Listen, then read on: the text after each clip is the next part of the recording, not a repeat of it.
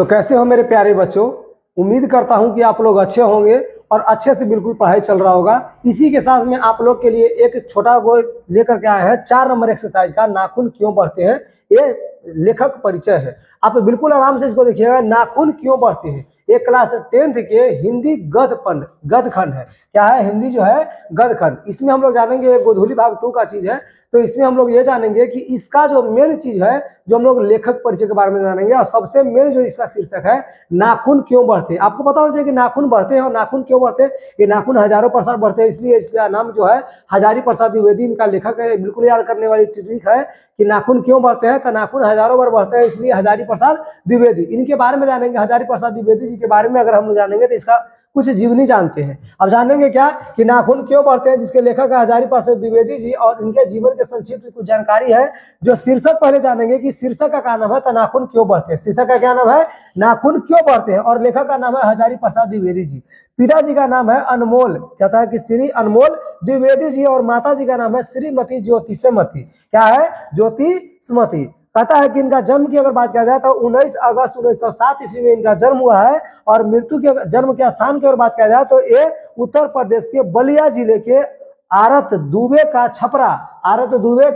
छपरा नाम का एक गांव था, वहां पर इनका क्या हुआ था, इनका जन्म हुआ था। आगे अगर इनके बारे में अगर कुछ कृति जानेंगे तो इनका निधन हम लोग जानेंगे कि 1900 कितना में हुआ है, 1979 ईस्वी में इनका मृत्यु हो गया है। साथ में एक दिल्ली में मृत्यु इनका हुआ था। कहाँ हुआ था, दिल्ली में इनका मृत्यु हुआ था। इनकी प्रारंभिक शिक्षा की अगर बात किया जाए तो इनका प्रारंभिक शिक्षा यानी कि प्राइमरी स्कूल में जो पढ़े थे, यानी कि मध्य मिडिल स्कूल तक, तो ये जो होता है प्राइमरी स्कूल जो शिक्षा की है, ये घर पर ही संस्कृत के माध्यम से हुई। और उच्च शिक्षा यानी हाई स्कूल की जो शिक्षा है, इन्होंने काशी हिंदू विश्वविद्यालय में गए और वहां पर किए। वहां से इन्होंने ज्योतिषाचार्य की उपाधि प्राप्त की, और कबीर के गहन अध्ययन यानी कबीर दास के बारे में बहुत अच्छे से अध्ययन करने के बाद, यानी उनके बारे में जानकारी लेने के कारण 1949 ईस्वी में लखनऊ विश्वविद्यालय से इन्होंने PhD किए। क्या किए, PhD किए। कहता है कि मानक उपाधि के लिए PhD की मानक उपाधि से इन्होंने सम्मानित हुए। साथ में 1957 में इनसे भारत सरकार के द्वारा पद्म विभूषण से सम्मानित भी किया गया है। पद्म विभूषण से क्या किया गया है, सम्मानित किया गया है। इनके प्रमुख कृति के बारे में जानेंगे कि प्रमुख इनकी रचनाएं क्या है, तो जानेंगे कि पहला नंबर कि अशोक के फूल। क्या है, अशोक के फूल। दूसरा नंबर है पृथ्वीराज रासो। तीसरा नंबर अगर बात करें तो विचार और विर्तक। आगे अगर बात करें तो आलोक पर्व। क्या है, आलोक पर्व। आगे हम 5वां नंबर देखेंगे तो बाण भट्ट की आत्मकथा। और अगला देखिए तो हिंदी साहित्य का आदि काल। अगर हम लोग 7वां नंबर देखेंगे तो हिंदी साहित्य की भूमिका। और 8वां नंबर देखेंगे विश्व भारती। ये कहता है कि शांति निकेतन यानी कि आदि है। आगे अगर देखेंगे तो इन्होंने पद्म विभूषण से सम्मानित यानी नवाजा गए हैं, यानी पद्म विभूषण से इन्हें सम्मानित किया गया है। कब, 1957 ईस्वी में। कब किया गया है, 1957 ईस्वी में। ये इनका कुछ रहा। साथ में इनके बारे में अगर कुछ हम लोग जानेंगे तो कुछ प्रमुख तथ्य इनके कालिदास ने कहे थे कि सब पुराने अच्छे नहीं होते और सब नए जो होते हैं वो खराब नहीं होते। ये आपको VVI में बिल्कुल याद रखना चाहिए।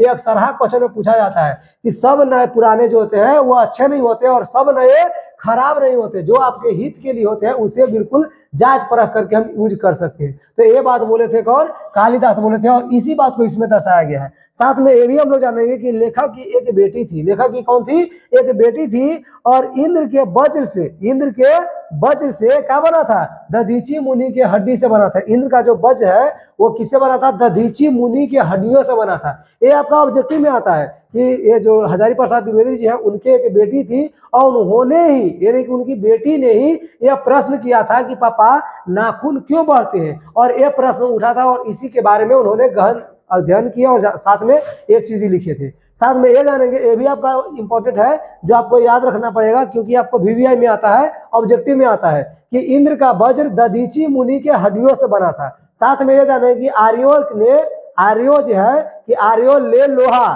का आविष्कार किया था। आर्यों ने लोहा का क्या किया था? आविष्कार। आर्यों ने लोहा का आविष्कार किया था। क्या चीज का? लोहा का आविष्कार किया था। ये आपका था। साथ में हम लोग इसका पाठ परिचय जानेंगे। तो पाठ परिचय में ये जानेंगे कि इनकी एक बेटी थी, उन्होंने एक प्रश्न किया था कि नाखून क्यों बढ़ते हैं, और इन्हें उनके पास में इस शब्द का जवाब नहीं मिला था, और इस जवाब के बारे में इन्होंने बताए कि जो नाखून होता है ये पाशविक गुण है, पाशविक वृत्ति है, और ये हमारा बढ़ते रहता है। ये हमें दिखाता है कि हम लोग आगे, यानी कि हमारे जो पूर्वज हैं वो एक जानवर थे, और उन्हीं को दिखाने के लिए हम लोग नाखून काटते हैं, यानी कि पशुत्व को मिटाने के लिए हम लोग मानवता जो होता है, मानवता यानी कि इंसानियत को बरकरार रखने के लिए हम लोग नाखून काटते हैं, और नाखून काटना भी चाहिए अगर मनुष्यता हमारे अंदर है तो। क्लियर? इस तरह से आपका क्वेश्चन है। बाकी पूरा वीडियो देखने के लिए हमारे लिंक पर जाइए और वहां से पूरे वीडियो देखिए, हमारे बायो में जा सकते हैं, देख सकते हैं। थैंक यू, धन्यवाद।